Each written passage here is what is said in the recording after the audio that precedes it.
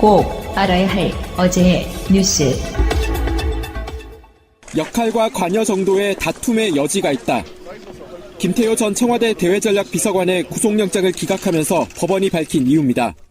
다툼의 여지가 있다는 것은 검찰의 수사 내용이 아직은 혐의 입증에 부족하다고 법원이 판단한 것으로 볼 수 있습니다. 이 때문에 김 전 비서관을 징검다리로 이명박 전 대통령으로 향하려던 검찰 수사에도 차질이 불가피해졌습니다. 김 전 비서관은 우리 사람을 뽑으라는 이명박 전 대통령의 지시를 군에 전달하는 등 군의 정치 개입 과정에 청와대와 국방부 사이의 연결고리 역할이었다는 의심을 받고 있기 때문입니다. 검찰은 청와대 안보라인의 핵심 참모로 다른 공범들에게 정치 관여를 적극 지시한 무거운 책임이 간과돼 영장 기각을 납득하기 어렵다며 불편한 기색을 감추지 않았습니다. 앞서 김관진 전 국방장관도 한 차례 구속됐다가 범죄 성립에 다툼의 여지가 있다며 구속 적부심에서 석방됐고 임관빈 전 국방부 정책실장도 역시 구속 적부심에서 풀려났습니다. 이명박 정부의 군 댓글 정치 개입 수사에서 핵심 인물들이 모조리 풀려난 상황. 검찰이 김 전 비서관에 대한 구속영장 재청구를 검토하고는 있지만 일단은 군 정치 개입의 최정점으로 지목되는 이명박 전 대통령의 수사는 제속도를 내지 못하게 됐습니다. 고 김대중 전 대통령의 비자금 제보 파문 이후 처음으로 당 공식 회의에 참석한 국민의당 박주원 최고위원. 작심한 듯 준비된 발언을 쏟아냈습니다. 2003년이죠. 현대비자금 사건을 내사하고 수사하고 정보를 수집하고 분석하는 과정에서 그 자료 중에 아마 여러 장을 제가 드렸던 기억으로 생각이 됩니다. 지난 2008년 김 전 대통령의 비자금 의혹을 폭로했던 주성영 전 의원에게 본인이 관련 자료를 직접 건넸다는 말입니다. 기존 입장을 번복한 거지만 김 전 대통령을 언급한 적은 없다면서 조만간 주 전 의원과의 통화 녹취도 공개하겠다고 해명했습니다. 그것을 DJ 비자금이라고 얘기하는 사실은 없고요. 아마 측근들이 받았던 그런 비자금들이었기 때문에 제가 정몽원 회장님한테도 직접 들은 얘기가 있습니다. 국민의당은 이번 주 금요일 당무위원회에서 박 최고위원의 징계 수위를 결정한 뒤 이번 파문을 일단락시키겠다는 방침이지만 당 내분 사태는 더 가속화되고 있습니다. 핵폭탄급 악재 속에도 안철수 대표의 통합 행보는 보폭이 더 넓어졌고 5.18 특별법 필요성을 강조해준 바른정당 유승민 대표께 감사드립니다. 반대편에 서 있는 평화개혁연대 역시 이른바 합의 이혼을 고민할 때라며 호남에서 본격적인 세불리기에 나섰습니다. 자유한국당을 포함하는 반민심, 반문재인, 반개혁의 신삼당합당이랑 적폐연대로 귀결되는 것 아닙니까? 여기에다 통합 찬성파들이 전당원 투표를 통해 바른정당과의 통합 여부와 안철수 대표의 재신임 문제까지 결론 짓자고 공개 제안하면서 국민의당 내분 사태가 현실화되는 것 아니냐는 관측까지 나오고 있습니다. 서울 동대문구의 시장골목. 한 할아버지가 비틀거리며 벽을 잡고 서더니 이내 뒤로 넘어집니다. 일어나 다시 걷길 잠시. 이번엔 아예 길에 푹 쓰러집니다. 영하 11도의 혹한. 한두 명의 시민은 쓰러진 할아버지를 보고만 지나갑니다. 이렇게 1분간 길에 방치된 뒤 이곳을 지나던 한 무리의 학생들이 발걸음을 멈춥니다. 119도 부르고 그래서 119는 저쪽으로 들어왔었는데 나중에 큰일 났겠죠. 그 학생들 아니. 한 학생이 재빨리 할아버지를 자신의 무릎에 기대게 하고 또 다른 학생은 자신의 패딩 점퍼를 벗어 할아버지를 덮어줍니다. 8분 뒤 학생들은 몸을 움직이는 할아버지를 조심스럽게 일으킨 뒤 등에 업어 어디론가 향합니다. 학생들은 할아버지를 집까지 데려다주고 학교로 향했습니다. 학생들의 선행 모습을 촬영한 사진이 SNS를 통해 알려지면서 온라인엔 대견하다, 대한민국의 앞날이 밝다 등 칭찬 릴레이가 펼쳐졌습니다. 해당 학생들은 전농중학교 1학년과 2학년 학생들로 밝혀졌습니다. 학교에서 배운 응급구조 방법을 잊지 않고 써먹은 것으로 전해졌습니다. 학생들의 부모는 아이들이 쏟아지는 관심을 부담스러워한다며 취재 거부 의사를 학교 측을 통해 전해왔습니다. 안녕하세요. 반갑습니다. 배우 권혜호입니다. 여러분들 이주 노동자라는 말 많이 들어보셨죠? 네, 예전에는 외국인 노동자 이렇게 불렀죠. 사장님 나빠요. 우리가 그런 개그 프로에서 그런 장면을 봤던 것이 벌써 10수년 전 일입니다. 그리고 이제 그들을 우리 사회의 구성을 받아들인다는 의미에서 우리는 이주 노동자라고 부르고 있습니다. 그럼에도 불구하고 제도적으로, 정서적으로 그들을 우리 사회 구성원을 어떻게 받아들일까에 대해서는 많은 고민을 필요로 하고 있습니다. 저희 이주노동희망센터에서는 그 방법을 좀 더 바깥에서 찾아보고자 합니다. 바로 이주 노동자 현지의 아이들에게 공부할 권리, 펜을 쥐어주는 일입니다. 이 일에는 여러분들의 정말 많은 관심과 참여가 필요합니다. 이주노동희망센터에 여러분들이 희망이 되어주시기 바랍니다. 고맙습니다. 방송 중간에 좋아요를 눌러주시면 새날팀들에게 큰 힘이 됩니다. 미리 감사합니다. 트위터가 진짜 언론입니다. 자유한국당 새 원내대표에 김성태 의원이 선출됐는데요. 나는 보고 깜짝 놀랐네. 김성태가 선출될 거라는 건 어느 정도 알고 있었어요. 당대표의 입김. 근데 문제는 한성교입니다. 중립지대에 계시는 한성교라고 말하는 사실 예전 친박? 예. 지금은 멀박이라고 하죠. 멀어진 친박. 17표, 총 투표가 108표여서 55표면은 과반에 3표 늘어난 거예요. 2차 투표 없이 표를 얻었는데 일단 한성교 17표도 충격이지만 홍문정은 35표. 나는 골수 친박이야라고 말하는 국회의원이 35명밖에 없다. 보통 그 자유한국당이 공천 친박으로 물갈이 완전하고 하면서 친박의 범위가 어디까지냐에 대한 설왕설래는 지금도 엄청 많았어요. 그러니까 대략 맥시멈 90명 이상이 될 것이다 했던 게 지금 35표로 줄었다라고 보는 게 가장 맞을 것 같아요.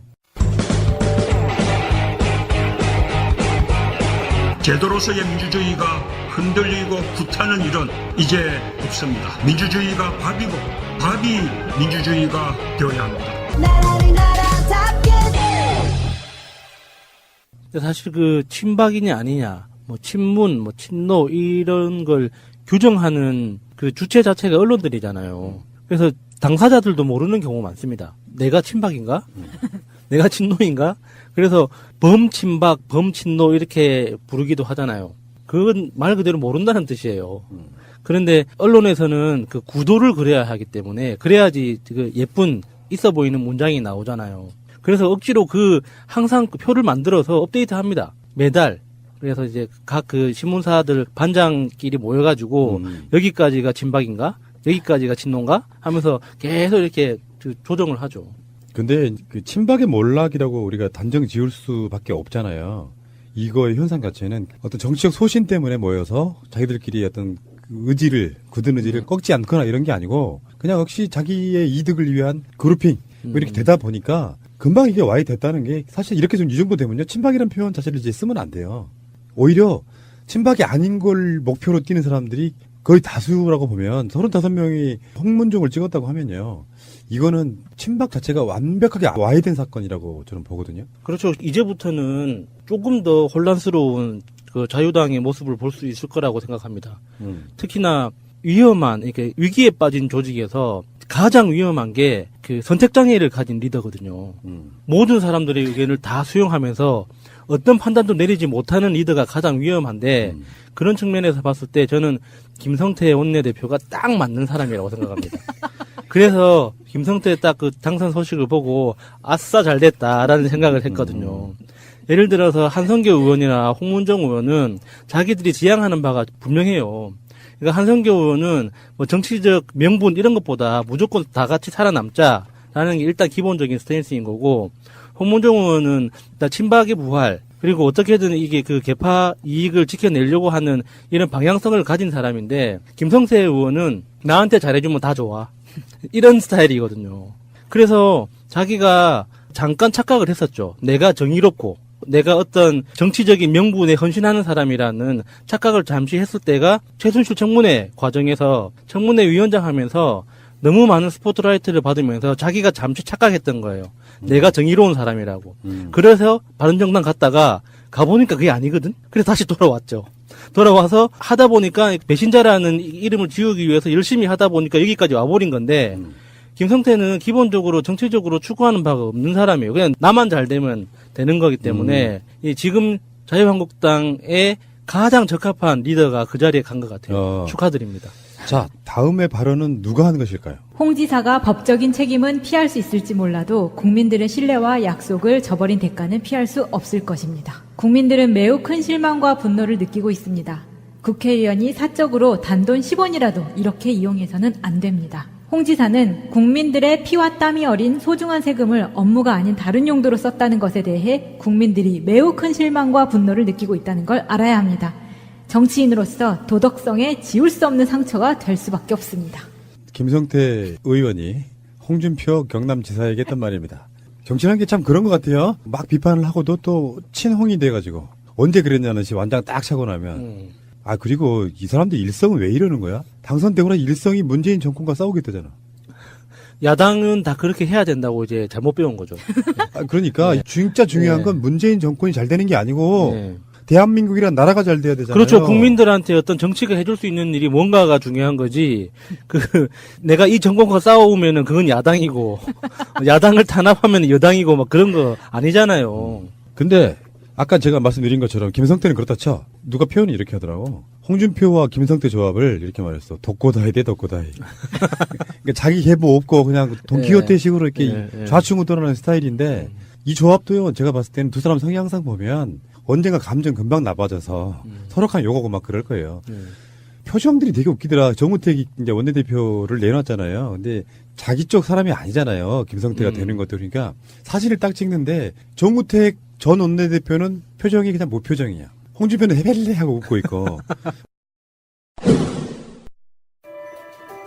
쿠션 제품 전문회사 쇼앤이지에서 이번에는 특허받은 기술로 야자 활성탄 숯을 이불 속 소매에 넣었습니다.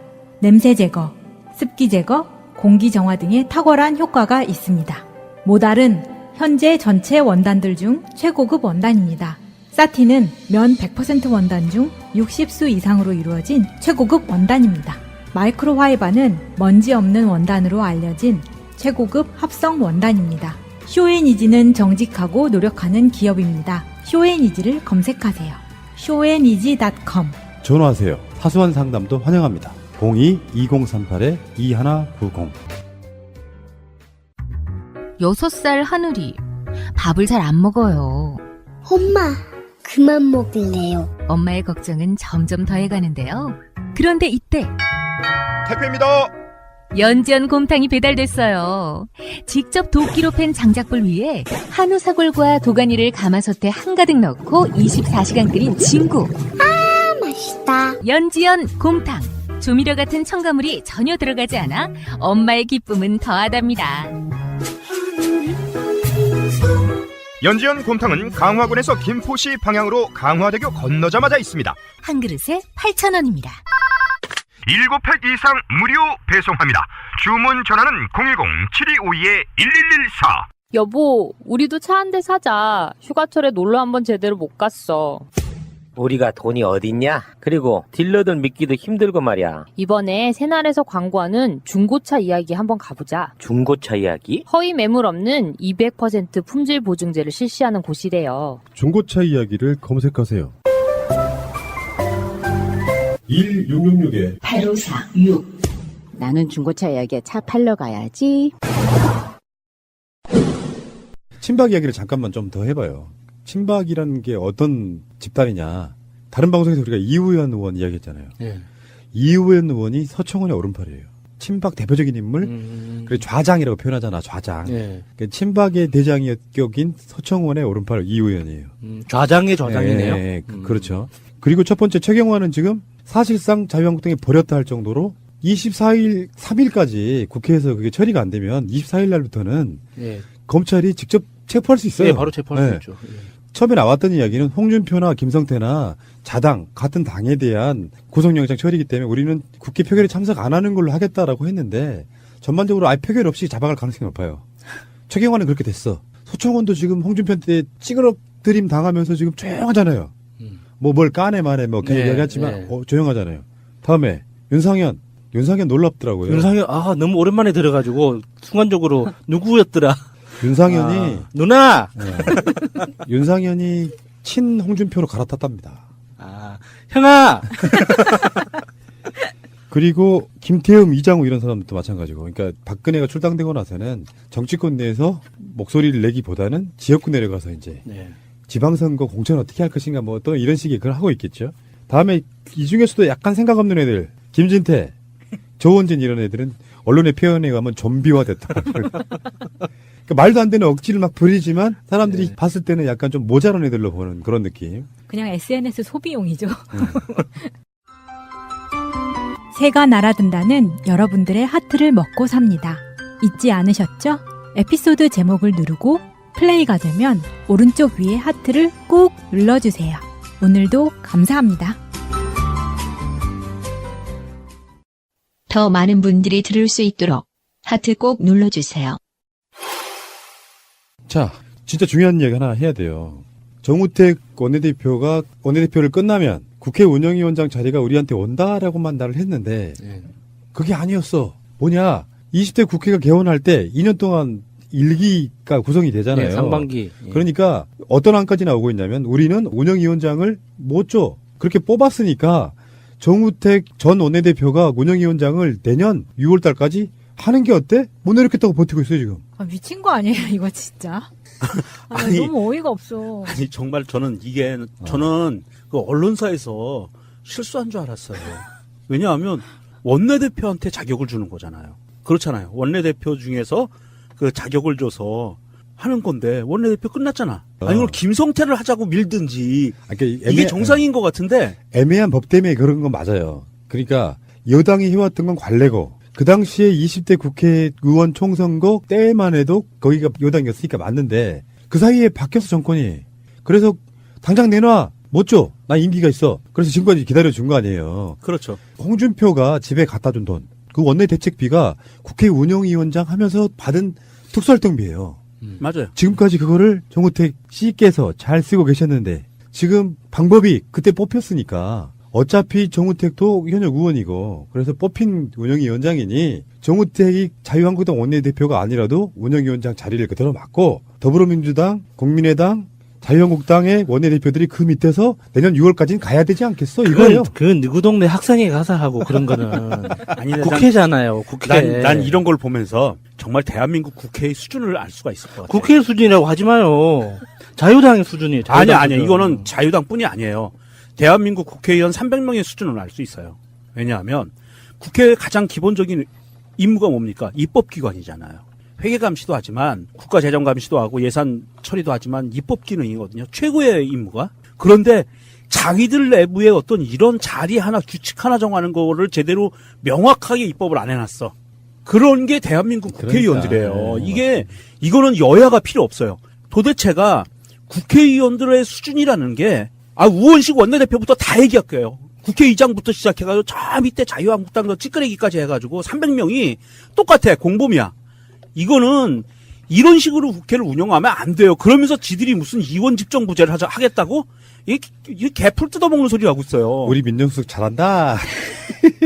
다 사표내 300명. 오늘 많이 혼나네. 자기 임무들 망각하고 입법부터 제대로 안 하면서 무슨 방탄국회는 뭐 이딴 소리나 하고 원내대표 뭐 이런 게 무슨 소용이 있어요. 그러니까 국회 운영위원장 자리의 목적을 한번 봐야 돼요. 관례였다는 건 무슨 의미냐면 주체, 상수, 이게 여당, 집권당, 정부잖아요. 그래서 반대를 위한 반대가 극렬해지고 대치하다 보면 나라가 잘 안 돌아가. 그러니까 국회 행정부의 견제 기능이 있다고 하지만 각종 법안 처리 같은 거에 있어서는 여당 원내대표가 국회 운영위원장 자리를 맡는 것이 효율적이다는 의미에서 그렇게 만들어진 거란 말이에요. 그러면 지금 민주당에서 기다려줬던 이유는 정우택 원내대표가 끝나면 이젠 주겠지. 근데 내년 6월 달까지 있어 오지 않았던 일이 생길 수 있는 거예요. 선출된 김성태에게 운영위원장 자리를 맡기자니 관례에 너무 안 맞아. 네. 정우택 자리를 물려받는 개념이 되잖아요. 더불어민주당하고 다른 당들은 지금까지 기다려온 거예요. 정우택이 원내대표가 뽑히면 물론 그 자리를 줄 거야. 했는데 웬걸? 이 자리 우리 자리야라고 당의 개념으로 이제 우리 정우택님은 원내대표가 끝났지만 운영위원장 자리는 계속 계세요. 이렇게 된 거예요. 확 그 자리에서 뽑아버려야 돼요. 아니 이게 제가 조금 아까는 화가 나서 열변을 토했지만 냉정하게 얘기를 할게요. 자, 국회의원님들 제발 좀 정신 차리시고 본인들 반상회하는 절차나 좀 명확하게 좀 규정해 놓으세요. 어쨌든 그런 상황이고 김성태는 바른정당도 갔대요. 이게 웃긴 게 바른정당도 받지를 말아야 돼. 바른정당의 당대표 돼가지고 인사가면 안 받아주잖아요. 안 받아줬죠. 그 유승민도 그랬고 강남에 계시는 그분 벌써 까먹었네. 정말 정치라는 게 무서워. 망각의 동물이야 이게. 이혜훈. 이혜훈도 안 받아줬잖아 홍준표가. 그리고 또 유승민도 안 받아줬잖아. 네. 근데 김성태가 바른정당에 갔더니 받아줘. 그 가사 한 말이 너무 웃겨요. 김세연 내가 가장 좋아하는 동생. 이거 정확하게 보셔야 돼요. 김세연은 내가 가장 좋아하는 동생이 아니라 김세연은 내가 아는 동생 중에 가장 돈 많은 사람. 이런 그러네. 뜻이에요. 이런 뜻이에요. 돈 많죠? 예. 국회의원들 중에 뭐 손가락에 들죠 김세연이. 대한민국의 손꼽히는 알부자입니다. 동일 고무벨트라는 정말 알짜배기 회사를 거기 운영하는 소유주예요? 예. 그게 자기 아버지 덕인데 지금 나이가 45밖에 안 먹었어요. 그러니까 대표적인 금수저라고 보시면 되죠. 새의 근성을 버리지 못하고 있는 거야 아직도. 바른정당 국회의원들이 아직도 새의 근성을 버리지 못하는 게, 와, 우리 같은 새 중에서 한 번 더 새 짓을 한 사람이 최고새가 제1야당으로 가더니 원내대표가 됐네? 어머나 반가워라. 그리고 맞은 거예요. 우리도 가면 저렇게 대우받을 수 있을까? 이 정도 수준밖에 안 되는 사람들이에요. 그러니까요. 그 바른정당에 굉장히 유력한 인물 중에 한 사람이 사고를 한번 쳤어요. 남경필이요. 남지사. 어제 페이스북에 사고 친 거요. 설명 좀 해주세요. 무슨 상황입니까? 12일 본인의 페이스북에 저는 내일 경기도를 포기하겠습니다. 라는 문구를 올렸었죠. 아니, 우리가 이거 상식적으로 도지사인데, 도지사가 경기도를 행정을 책임지고 있는 사람이잖아요. 이 사람이 저는 내일 경기도를 포기하겠습니다라면 무슨 의미예요? 도지사를 포기하든지 내려놓겠습니다라고 내일 발표하겠습니다라든지 아니면 이제 경기도 헤쳐모여 딴 데로 가 이거든지 뭐 다른 의미가 없잖아요. 저는 해킹당한 줄 알았어요. 아이 설마. 자주 이야기는 안 했지만요. 지금 현재 여러 가지 안들 중에 경기도를 분할하자. 강부 강남 개념으로 해가지고 그것도 맞아요. 왜냐면 너무 넓어. 너무 비대해요. 저기 평택에서부터 시작해가지고 저쪽에 뭐 연천 뭐 이런 데까지 올라가면 너무 차이가 많이 나더라고요. 그러니까 어쨌든 간에 그런 의미인지 뭔지 근데 뭐예요 이거? 어떻게 받아들여야 돼 이거? 이게 그러니까 티저 광고 같은 거였던 거예요. 그 수도권 규제 철폐를 통해 수도권을 초강력 대도시로 육성하겠다는 의지를 홍보하기 위해서 이런 식으로 먼저 주의를 끌기 위해서 썼는데 댓글과 이 기사에 달린 댓글에 엄청난 역풍을 맞게 되는 거죠. 어떤 컨셉이 있기 때문이겠지만 장난도 이런 식으로 하면은 욕 처먹기 딱 십상이죠. 미리 예고를 한다든가 페이스북에 이러이러한 이유로 뭘 하겠다라든가 그런 양해를 구해야 되는데 뜬금없이 폭탄바람 비슷하게 해가지고 주목은 끄는데 이게 이 대표적인 노이즈 마케팅인 거잖아요. 이게 이 티저 광고를 기획한 그 실무진들 정말 다 징계받아야 되는 거예요. 무식한 새끼들이에요. 티저 광고라는 건 맥락이 있는 거예요. 그렇죠. 맥락이 있어요. 그래서 여러 가지 미리 그 제밥을 물이 뿌려놓고 그 제밥 위에다가 어떤 그 궁금증이나 의문을 불러일으키는 한마디 그 카피를 딱 던져놓는 거지. 앞뒤 맥락도 없이 갑자기 어느 날 덩그러니 그 문장만 딱 오면은 사람들이 그게 무슨 뜻인지 모르잖아요. 그러니까 다 술을 먹었느냐느니 뭐 아직도 포기하지 않았느냐느니 이런 말들이 달리는 거죠. 근데 반대로 한번 생각해 볼까요? 나는 그냥 음모론 제기하고 싶어. 진짜 술 먹고 너무 스트레스 받는 거야. 지금 지지율도 안 나오고. 아들내미 문제부터 막 그렇지. 되는 것도 없이 막. 그래가지고 이거를 그냥 술 먹고 몇 글자 쓴 거야. 그 부랴부랴 지금 도청 직원들이 수습하는 게 아닐까. 아니 맥락이 없잖아. 광역 서울도 형성하고 수도권 규제 혁신 토론회 이거하고 경기도를 포기하겠습니다란 말하고 맥락이 맞아? 맥락이 전혀 다르죠. 그러니까 경기도를 포기하겠습니다가 아니라 만약에 티저 광고였다면 경기도가 서울이 됩니다. 뭐 이런 식으로 한다든지 서울을 품는 경기도 뭐 이런 식으로 한다든지 아니면 경기도에 새로운 이름이 나옵니다. 경기도가 뭐 대한민국의 중심이 됩니다. 뭐 이런 식으로 어떤 비슷한 맥락이 있어야 되는데 경기도라는 것을 수도권을 거대 도시화 하는데 그런 규제 철폐로 인해서 그것을 만드는데 그거에 대한 티저 광고로는 180도 다른 거죠. 팟캐스트로 비유를 한번 해볼게요. 나는 팟캐스트에 주목 끌기 위해서 제목 세게 다는 것도 상당히 좀 부담스럽거든요. 그래서 가급적이면 얼토당토하는 제목을 안 달려고 엄청 노력해요. 첫 번째. 근데 어느 날 내가 팟캐스트지만 저는 오늘로 새날을 포기하겠습니다. 이런 식으로 이야기를 제목이나 이런 게 달았다고 생각해봐요. 뭐 일회성으로 팟캐스트니까 거기에 대해서 뭐 많은 악플이 달릴 거라고 생각하진 않아요. 근데 그걸로 생기는 파생되는 효과가 뭐가 있냐면 참 가볍네. 말 참 함부로 하네. 그게 아무리 장관이라고 할지라도. 그래서 어떤 일정한 수준을 유지하려고 엄청 노력해요. 다운로드 많이 나오게 하려고 제목 세게 달거나 막 이런 식의 그때 말장난. 나는 요즘에 팟캐스트들 제목 굉장히 마음에 안 들거든요. 제목들이 너무 세요. 그러다 보면 혹해가지고 듣다가 에이 아니네 이래 결국에는 어떻게 되냐면은 양치기 소년처럼 됩니다. 그래서 이런 식의 장난은 더군다나 우리나라에서 광역 단체 중에서 가장 인구가 많은 곳이 경기도예요. 맞아요. 서울보다 많습니다. 그렇죠. 많습니다. 경기도를 포기하다니 뭘? 그러면요 이런 게 장난을 쳤다 그러면 최소한 5분 이내에 거기에 대한 맥락을 설명을 해주는 게 맞아요. 달랑 술 처먹은 것처럼 밤중에 경기도를 포기하겠습니다. 올리면 어떡해? 그리고 경기도가 네 거야? 지랄 뭘 포기하기 뭘 포기해. 아니 생각해보니까 그러네. 그 서울시를 봉헌한 이명박이랑 똑같은 맥락이잖아. 직거라고 생각하는 거잖아 지금. 그러니까 이제 6개월밖에 안 남았는데. 경쟁자인 이재명 시장의 트윗입니다. 남경필 도지사님, 가도 너무 가십니다. 지사님의 경기도 포기 발언은 주권 모독, 국가를 대통령이 포기할 수 없는 것처럼 말입니다. 더구나 경기 서울 통합로는 고등 유기체를 거대 아메바로 만들자는 황당 주장입니다.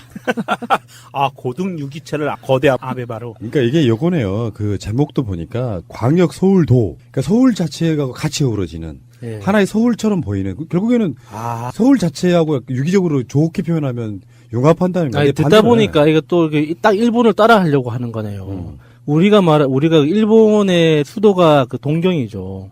그 동경이, 우리는 동경 이야기만 들으니까 서울 같은 하나의 도시처럼 생각하잖아요.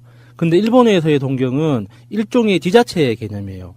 그래서 우리의 서울과 경기도를 합한 정도의 큰 그 지역이 전체를 하나의 동경 메트로폴리탄이라고 이렇게 맞아요. 부르거든요. 도쿄도 그리고 도쿄시 이렇게 있어요. 그러니까 이게 그렇게 이제 그 경기도와 서울을 통합해서 하나의 그 광역 서울도라는 말도 처음 봤는데 이 너무 친일스러운 발상이네요. 근데 이게 이제 이 중에 남경필의 선거 전략인데요. 정책을 하나 임기 말에 띄워. 근데 사람들한테 호응이 좋으면 이 정책의 연속성을 위해서 날 뽑아줘.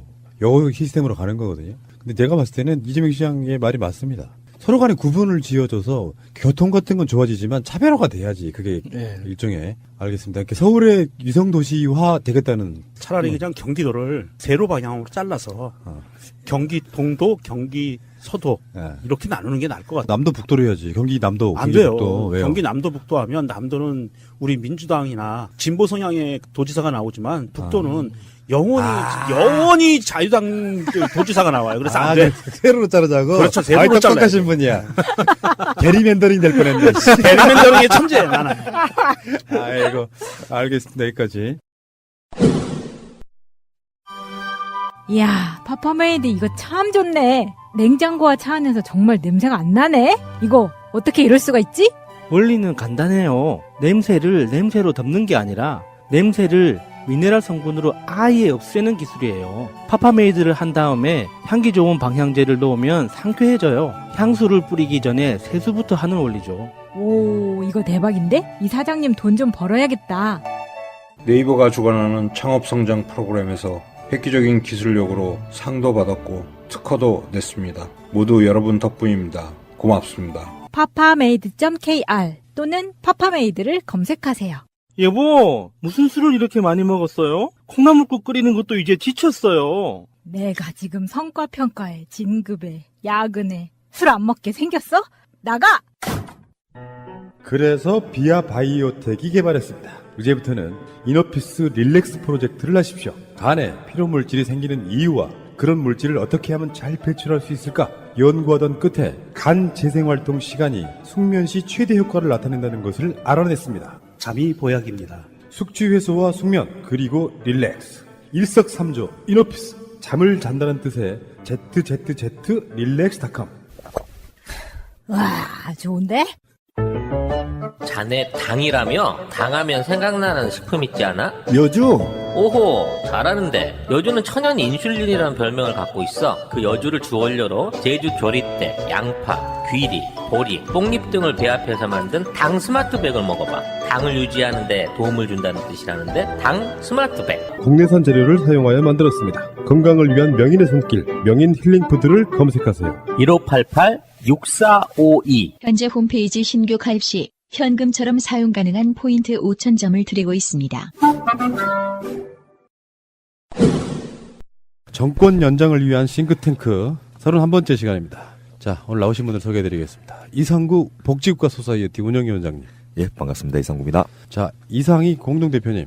안녕하세요. 이상희입니다. 그리고 복지국가 소사이어티의 귀염둥이 키즈맨 서정우님. 계속 기워지고 있습니다. 서정우입니다. 네, 귀여울 나이는 아니에요. 지난주에요. 특공무술의 창시자 장석 총사가 맞아요? 총재가 맞아요? 총재로 공식 명시입니다. 예전에 총사라고 불렀다고 그러시더라고. 예. 근데 그 세상이 그렇게 좁아서 우리 패널들 중에도 또 그분이 직접 승단 심사를 했다는 분도 나타나시고. 댓글을 누가 쓰셨더라고요. 예. 이렇게. 장수욱 총재님 이분을 뵙고 나서 뭐 그것도 이제 뭐 일종의 복지일 수도 있겠지만 세상에는 정말 다양한 삶이 정말 많고 한 곳에만 집중을 하면 어떤 일가를 이루게 되는구나. 그 복지 일가를 이루신 분들 아니겠습니까? 지금 장수옥 총재님도 특이하시지만 그분의 사모님도 검색해보니까 대단하신 분이던데요. 예. 어쨌든 특이한 경험이었고요. 대통령 인터뷰한 것만큼이나 굉장히 독특한 경험이었다. 왜냐하면 이 일을 안 하면 어떻게 그런 분을 뵈요, 제가. 그래서 제가 특공무술 단증을 한번 장롱 밑에서 한번 꺼내봤습니다. 와, 그때 사진 보니까 정말 놀랍더라고요. 한때 그런 시절이. 그러니까요. 이게 세월이 흘러서 계절이 지나고 또 이 계절도 금방 지나겠죠. 그러면 또 봄이 오고 더운 여름이 또 가고 또 겨울이 오고 그걸 계속 과정을 거치면서 우리는 늙어가고 있습니다. 저희도 1년이 이제 좀 넘었죠, 살짝. 네. 작년 연말에 뭐 하십니까 했는데, 뭐, 오로지 복지만을 생각하신다고 해가지고. 재미없었다, 진짜. PD님이 엄청 당황하셨던 기억이 나네요. 근데 정말 두 분은 정말 재미가 없어요. 근데 이런 거 있잖아요. 그, 장수옥 총재님도 그렇지만, 뭔가 곁눈질러 곁다리로 한눈을 팔면 그 분야의 일가를 이룰 수가 없어요. 당연한 거야. 뭐 취미 있으세요? 뭐 낚시하세요? 등산하세요? 아무것도 없어. 그냥 복지만 연구하네. 이게 컨셉이라면 저는 받아들이겠습니다. 이게 재미 문제가 아니잖아요, 지금. 저는 취미는 많습니다. 무엇인데요, 또? 저는 갖가지 음식을 찾아다니면서 먹는 식도락도 취미가 있고요. 그건 복지잖아요. 그리고 뭐 제 전공 분야 외에 다양한 분야를 또 공부하고 연구하는 그런 또 취미도 있고요. 등산도 좋아하고 자전거도 좋아하고 뭐 그 취미가 너무 많아서 오늘은 어떤 취미를 할까 뭐 이런 식으로 고민일 정도로. 그래서 저 친구 저한테 욕 엄청 많이 얻어먹었어요. 아마 옛날에 제가 사또 시절 같았으면 저희도 곤장을 엄청 많이 맞았을 겁니다. 진짜 욕을 많이 얻어먹었어요. 왜냐니까 저는 난삽하다 이렇게 이야기하는데 별의별로 먹고 다 하는 거예요. 뭐 특공 무술한다고 돌아다녔다가 그다음에 또 뭐 미술도 한다고 미술에 조예겹다고 또 미술관 또 탐방하러 다녔다가 뭐 자주간 전국에 또 순례하러 돌아다니고 별짓을 하고 돌아다니잖아요. 저 같은 경우는 사실은 제가 잡기를 한 20살 중반쯤부터는 당구도 안 치고 모든 잡기 근처에는 가지를 않았거든요. 특히 바둑을 친구들이 저를 배우더라고요. 제가 바둑도 안 배우고 일부러. 왜냐니까 시간 까먹는 거는 일체 저는 안 했거든요. 저는 이제 그렇게 살았는데 제 모습하고 너무 다르니까 제가 구박을 많이 했죠. 복지 마귀. 복지 마귀에 있어서의 사실은 그런 거 아니에요. 돈 버는 것만 하지 말고 생활을 풍요롭게 즐기자는 차원에서 그것도 복지잖아요. 그럼요. 근데 이제 목표를 정해놓고 운동을 하잖아요. 딱 이 사회 운동을 해서 내가 이런 세상을 만들어야지 그 딱 목표를 정했잖아. 그러면 그때부터는 시간이라고 하는 게 딱 한정되어 있잖아요. 그죠? 하루 24시간이란 말이죠. 잠을 자야 되고 밥 먹어야 되니까 그거 빼고 나면 나머지 시간 동안에 제가 이걸 어떻게 쓸 건가. 맨 먼저 제게 포기한 게 돈을 버는데 시간을 쓰지 말자. 그래서 내가 교수 직업을 선택한 게 이게 또 운 좋게 교수가 됐잖아요. 요즘 교수 하고 싶다고 되는 게 아니거든. 운이 좋아야 돼요. 저같이 이렇게 흑수저 출신은 요즘 교수 되기 어려워요. 운 좋게 이게 엇과대 교수가 된 거야. 엇과대 교수가 시간이 많거든. 그 다음에는 이제 이게 잡기를 안 해야 돼. 잡기를 하면 시간을 뺏기니까. 근데 저 친구는 잡기를 하더라고. 제가 최근에 그 이상희 대표님 이야기를 잠깐 누구한테 들은 적이 있어요. 그래요? 의사들의 권익을 위해 싸우지 않으셔가지고 서울 쪽에서는 그 임용이 안 되는 뭐 그런 게 있었다면서요? 정말 대단하신 분이십니다. 존경합니다. 그 제가 추사 김정희 선생님 계신 곳으로 갔잖아 그래서. 사실 유배당한 거예요. 예, 그렇습니다. 자, 여러분들 무슨 말씀인지 아실 것 같으세요. 그 이야기 또 이따가 나와야 되니까요. 자, 퀴즈 보고 가겠습니다. 귀염둥이. 네. 프리티맨. 큐티맨. 네, 큐티맨으로 하겠습니다. 며칠 전에 좀 특이한 전화가 왔습니다. 어떤 거면 저희가 지방자치 아카데미를 이 세나를 통해서 홍보를 했는데 전화로 직접 신청을 하셨어요. 근데 전화로 신청했는데 왜 그러냐고 했더니 이 시각장애인이세요.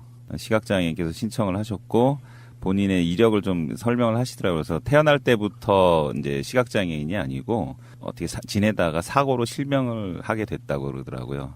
그런데 이제 자기도 정치를 한번 해보고 싶다 그래가지고 이 아카데미를 듣고 싶다 그래서 신청하시겠다라고 하셔가지고 저희가 이제 이상구 위원장님께서 이제 면담을 하고 아마 교육을 받으실 수 있을 것 같습니다. 다양한 방면에서 여러분들이 좀 신청을 해주시면 저희 이 아카데미가 굉장히 풍요로워지고 의미가 좀 있을 것 같아요.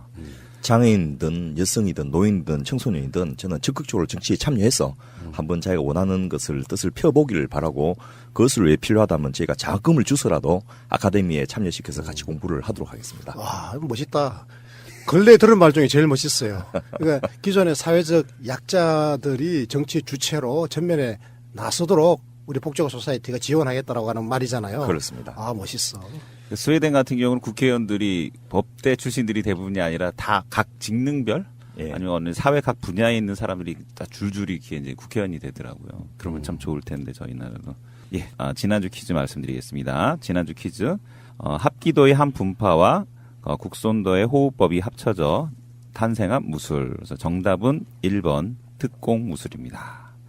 이거 틀리신 분은 없죠? 자, 이번 주 문제 말씀드릴게요.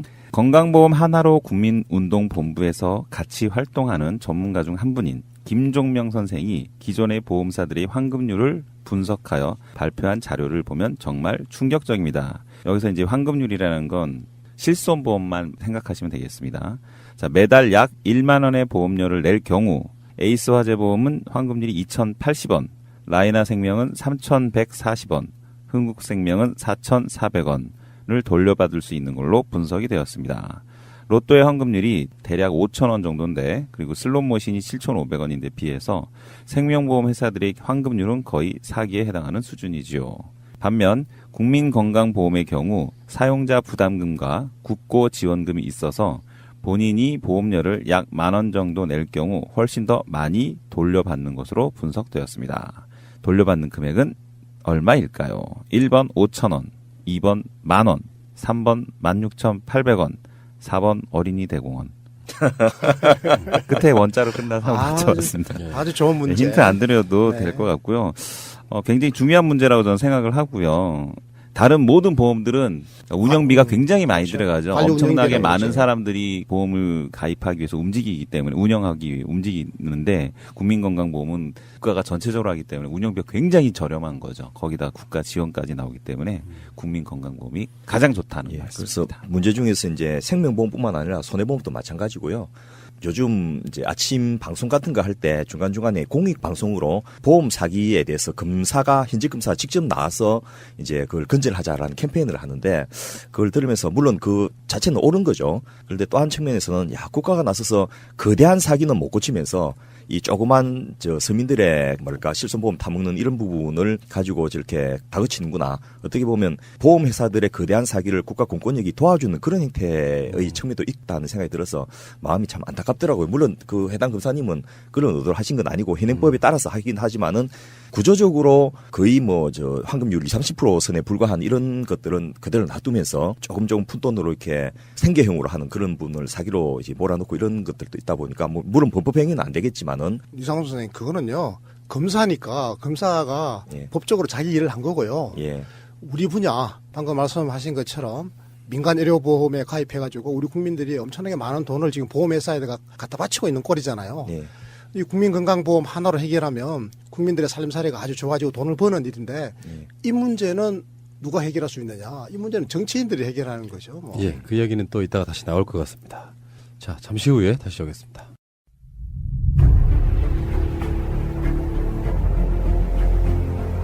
국민들은 국가의 존재 이유가 무엇이냐고 물었습니다.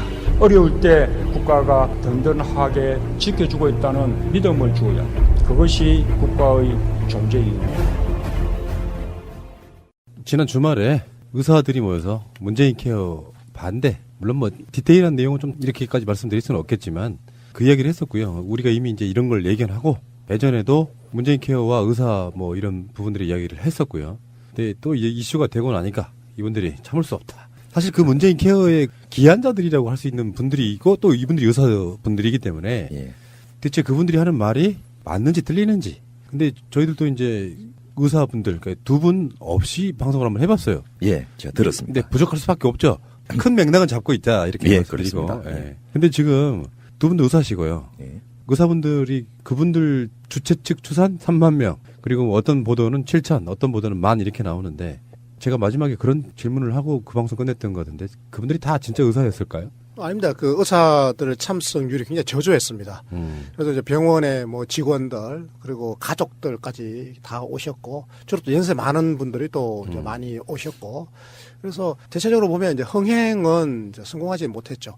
과거에 의약분업 반대 집회라든지 뭐 한 10년 전에 이럴 때 집회 때는 정말로 사람들 많이 왔거든요. 여의도 광장을 꽉 채워가지고 진짜로 그때는 뭐 10만이 진짜 모였어요. 10만이. 제가 세어 봤는데 10만이더라고. 이번에는 이제 경찰 추산 10,000명이잖아요.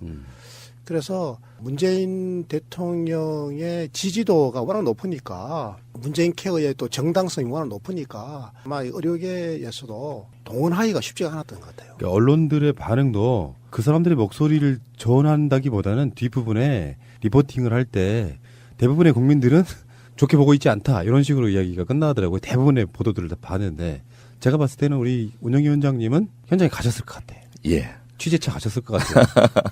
뭐 일단 저 지방에서 친구들 올라온다니까 오랜만에 얼굴도 한번 볼 겸 그런 친구하고 어울리지 마십시오.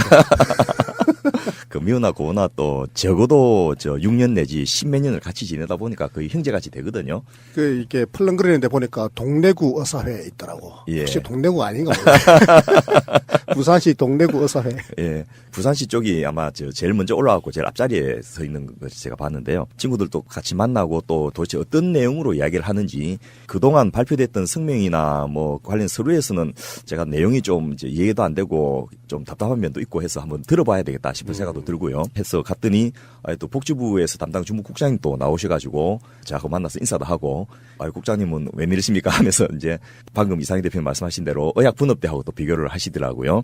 또 현재의 이 행사를 주최하는 비대위 비상대책위원회 쪽은 아니지만은 의협의 그 온건파 쪽에 계신 선생님들도 나오셔가지고 주변에 계시고 해서 그분들 이야기도 좀 들어보고 특히 제가 인상적이었던 건 외신 기자였습니다. 그분들이 카메라 들이대고 이제 그 한 명이 리포팅을 하는데 그걸 저 들어보니까 참 건강보험의 보장성을 높이자는 것은 보통 의사들이 주장하는데 한국은 역으로 이야기를 해서 참 아이러니컬하다 뭐 이런 식의 이야기를 아마 그 분이 미국 쪽에서 오신 분인 것 같아요. 맞아요. 예. 그래서 미국은 제약회사라든지 의료기기를 개발한 의료산업계 쪽에서 미국의 메디케어라고 하는 노인 의료보험에 제발 우리 품목을 그 의료보장 혜택에 좀 넣어주세요. 그러니까 비급여잖아. 처음에 만들어지면 이거 빨리 좀 급여화해 주세요라고 막 로비를 하거든요. 왜냐하면 급여화가 돼야 이게 많이 팔리니까. 근데 우리는 지금 정반대 현상이 벌어지니까 미국 사람들은 이해를 못했을 거예요. 특히 보통 임상의사들이 제일 많이 하는 일 중에 하나가 환자 진료에 시간을 쓰기보다는 민간보험 회사들하고 협상하는 데 시간을 많이 쓰거든요. 이 환자는 의학적으로 꼭 필요하니까 이걸 당신 회사에서 급여를 좀 해주세요. 이런 식으로 딜을 하고 그 조금이라도 환자를 위해서 건강보험 보장성을 높이는 쪽으로, 그러니까 그게 건강보험 아니죠. 사적보험인데 그쪽에 시간을 많이 쓰는데. 요거를 제가 잠깐 또 보충 설명해 주자면 미국은 민간보험회사가 한 1,300개 정도가 경합을 하는데요. 이 보험회사들마다 다양한 보험 상품을 또 개발해 있는데 이 보험 상품이 10가지로 표준화가 되어 있거든요. 근데 보험 상품마다 가격이 다 달라요. 굉장히 좋은 보험 상품은 보험료가 비싸고, 그리고 나쁜 보험 상품은 이제 보험료가 싸죠. 그렇게 해서 이제 보험회사들이 경합을 하고 있는데, 이게 이제 보험회사들마다 보장을 해주는 아이템, 의료 아이템이 다 다른 거예요. 그러니까 의사 입장에서는 어떤 보험회사에서는 이 시술을 보험이 해주는데, 어떤 보험 상품은 이것도 안 해주잖아요. 이제 그래서 보험이 되고 안 되고 하는 게 굉장히 중요하거든, 환자에게. 이상우 운영위원장이 그 이야기를 하고 계시는 거예요. 예. 근데 우리는 이제 대한의사협회가 한 지표로 알고 있었거든요. 근데 이야기 들어보니까 그것도 아닌 것 같고 또 뭐 이제 우리 방송에 나갔습니다만 그 최대집이라고 하는 그 투쟁위원장 이분에 대한 과거 전력도 좀 얘기가 있고요. 어떻게 된 거예요? 일단 의료계도 이제 강경파와 온건파가 있으니까 그렇게 그 자리 행사를 주최하는 분들이 꼭 의료계 전체를 대변한다고 볼 수는 없는데요. 어쨌든 공식적으로는 지난 8월 9일 문재인 케어가 발표되고 나서 특히 이제 그과 이어서 9월 초에 자유한국당의 한 의원님이 현대 의료기기를 한의사가 사용할 수 있도록 하는 법안을 대표 발의를 했습니다. 그러니까 그게 이제 의사들이 화가 나고 뭉치게 되는 그런 계기가 됐는데요. 이때 이제 전의총이라고 전국 의사 총연합회라는 소위 말해서 그 의사들 단체 중에서는 조금 과격하고 급진적인 강경파가 있는데 이 단체에서 지난 10월 달에 이 대표로 선출된 분이 바로 최대집 씨입니다. 아하. 예, 그러니까 이분이 당선되자마자 공식적인 총회에서 한 말이 대한의사협회 추무진 회장을 불신임시키고 전의총 출신으로 회장과 집행부를 갈아치우겠다. 이제 이런 식의 포부를 밝혔는데 지금 실제로 이제 추무진 회장을 쫓아내지는 못했지만은 대의원 대의에서 비상대책위원회에서 이 정권을 위헌받아서 행사를 할 수 있는 권한을 획득을 한 거고 거기에 이제 투쟁위원장으로 이분이 참석을 하게 된 거죠. 그러니까 추무진 회장은 이제 온건파잖아요. 온건파가 뒤로 약간 지금 밀려있는 형국이죠, 지금은. 그래서 이 최대집 투쟁위원장님은 소위 말해서 위원장님이요? 투쟁위원장이죠, 거기도. 예. 그래서 어쨌건 이분이 뭐 공식적으로 대한의사협회 소속의 투쟁위원회를 이끌기 때문에 우리는 그 공식적인 예우는 해줘야 돼요. 그런데 이분이 그동안 태극기 집회를 주도해온 극우 보수단체인 자유통일해방군의 상임대표이시고 태극기 혁명 국민운동본부의 공동대표를 하고 계시고 또 이 박원순 시장님의 아들의 병역 비리를 제기했던 당사자시고 뭐 이런 식의 그 굉장히 조금 의료계 내에서는 좀 특이하신 분이신데요. 의도적으로 전체 의사협회를 흔들어서 비대위를 구성하게 하고 그래서 의사협회 이름으로 이런 이제 행사를 하게 했던 그런 계기가 있는 게 아닌가 하는 생각이 좀 들면서 왜 이렇게 상식적이지 않은 또 국민의 감정하고 반하는 쪽으로 물론 그분들의 의사들 집회 주장의 일부 타당성도 있습니다만은 집회 장소를 주로 태극기 집회가 하던 자리인 대한문 광장 앞으로 한다든지 또 구호들이 좀 상식적이지 않은 구호들이 나오고 이런 것들이 그런 이유가 있었구나 싶어서 저는 뭐 그런 분들이 하는 것도 어쨌든 의사들의 결정이니까 존중돼야 되는데 이분을 앞에 내세움으로써 자기들의 주장이 정치적으로 오해받을 우려가 있을 건데도 불구하고 왜 이분을 그렇게 계속해서 그런 중요한 보직에 내세우고 또 마이크도 들리게 하는지 이런 것들을 보면서 좀 안타깝고 답답한 마음을 느꼈습니다. 그 백남 그릇인 빨간 우이 뭐 이 그렇죠. 주장도 이분 그러니까 그렇습니다. 그리고 박원순 시장 아들 거기에 대해서도 의혹 제기했던 게 우리 같은 그냥 일반인이면은 그게 파장이 별로 없어요. 근데 의사를 직업으로 갖고 있는 사람이 하면 그게 마치 굉장한 근거가 있는 것처럼 인식되기 쉬워서 이런 분들의 어떤 그 일거수일투족은 굉장히 중요한데요. 아예 그냥 극우로 이렇게 단정 지어질 만큼 이상한 주장을 하고 있는 사람이 의사 단체를 이끌면서 문재인 케어를 반대한다 그러면 순수하게 받아들일 사람이 저는 국민적인 없다고 보거든요. 저는 오히려 국민 걱정하는 게 아니고 지금 그 의료계 내부가 좀 걱정이 돼요. 왜냐니까 추무진 회장님이 그동안에 굉장히 합리적이고 온건하게 의료계를 잘 이끌어 왔거든요. 그런데 어쨌건 지금 분위기 탓인지 한시적으로 지금 뒤로 좀 밀려나 계신 거잖아요. 그래서 이런 상황에서 어떤 새로운 리더십이 일종의 탄생한 건데 이 리더십이 정치적으로 편향되어 있거나 또 하는 주장 자체가 의사 일반의 이해와 요구하고는 상당히 좀 충돌하는 부분이 있으면 국민적으로 또 지지나 동의를 받기도 어려워지고 하면 나중에 의료계 입지가 어려워질까 봐 저는 그게 걱정인 거예요. 제가 왜 의료계 걱정을 해주는 거면 의료계 입지가 정말로 공공해지고 어려워지게 되면 궁극적으로는 의료계가 모든 걸 손을 놓아버릴 수가 있어요. 문재인 케어도 의사들이 도와주지 않으면 할 수가 없는데 의료계가 그냥 사보타지 하듯이 손을 놔버릴까 봐 저는 그게 걱정인 거예요. 오히려 의료계가 적극적으로 자기 목소리를 내면서 정당한 요구를 하고 세상을 바꾸고 의료를 갖다가 혁신적으로 개혁해 나가는데 우리도 뭔가를 할 테니까 그 우리의 목소리를 담아달라고 막 이렇게 주장하면서 나설 때 그럴 때 서로 능동적으로 이렇게 상호작용을 하면서 대타협이 나오는 건데 뭐 슬금슬금 빠지고 그냥 사보타지하고 오히려 더 스스로를 소외시켜버리고 하면 이 결과적으로 국민 의료가 취약해지거든. 예, 그러면은 그 의사분들 모여가지고 그냥 우리 이제 통칭해서 문재인 케어 반대라고 이야기하지만 구체적인 내용을 한번 들어보고 싶어요. 일단 이야기는 들어봐야죠. 예. 그래서 공식적으로 나온 10 국민건강수호 전국의사총궐기대회 관련 대의원 서신, 이게 이제 추미진 회장이 이 행사에 대해서 정리해서 회원들에게 알려진 공식적인 문건인데요. 여기 보면 첫째, 건강보험 급여의 정상화를 촉구한다. 그러니까 지금 수가가 너무 낮고 이런 부분들을 이야기를 하면서 급여의 정상화를 해달라는 거고, 두 번째는 비급여의 급여화 및 예비급여의 방식과 내용에 대해서 재검토를 촉구한다, 이런 거고요. 세 번째가 이제 앞서 말씀드렸던 한의사가 의과 쪽에 의료기기 사용하는 것은 이제 근본적으로 다시 반대한다. 그리고 마지막 네 번째가 소신 진료를 하기 위해서 심사평가 체계 및 근보공단 개혁 같은 것들을 요구한다. 이게 이제 공식적으로 정리된 네 가지 요구입니다. 특히 저는 집회를 하기 전에 전국 의과대학 학생회와 의학전문대학원 학생회 협의회 대표를 맡고 있는 분이 보낸 문자가 참 가슴에 와닿았는데요.